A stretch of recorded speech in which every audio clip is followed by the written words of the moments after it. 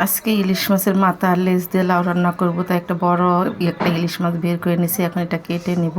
আর এদিকে তো লাউটা রেখে দিছি, লাউটাও কেটে নেব। আর আমি এখানে করলা ভাজি করে নিছি, করলার সঙ্গে ছোট ছোট আলু দিছি।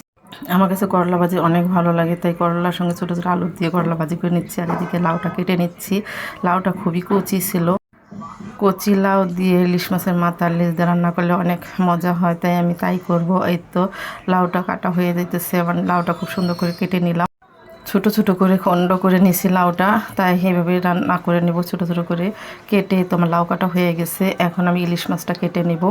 প্রথমে ইলিশ মাছটার উপর দিয়ে শুকলাটা তুলে নেব, কারণ ইলিশ মাছের শুকলাগুলো বেশ সময় লাগে না, অল্প একটু ঘষা দিলে উঠে যায়। আমি একটু মেশিন দিয়ে, মাছ কাটা মেশিন দিয়ে আমি ইলিশ মাছের শুকলাটা তুলে নিচ্ছি।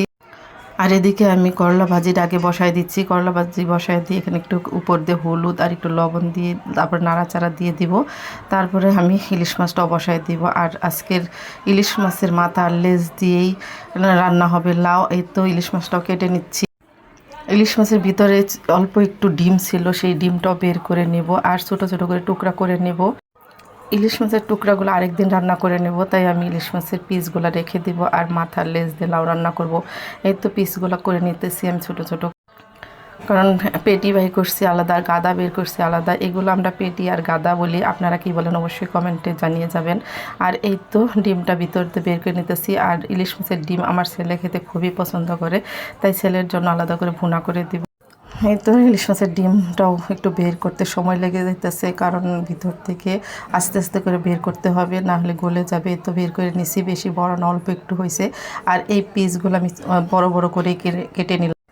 ইলিশ মাছটা আমার প্রায় কাটা শেষ। এখন আমি লাউ বসায় দিয়েছি ইলিশ মাছের মাথা লেজ দিয়ে। আর এই তো ইলিশ মাছের আজকের লাউটা একদম কচি ছিল, তাই একদম চুলার উপরে দিতে গলে গেছে। আর ভালোভাবে নাড়াচাড়া দিয়ে আবার আমি ঢেকে রাখবো কিছুক্ষণ, তারপরে আবার নামিয়ে নেব।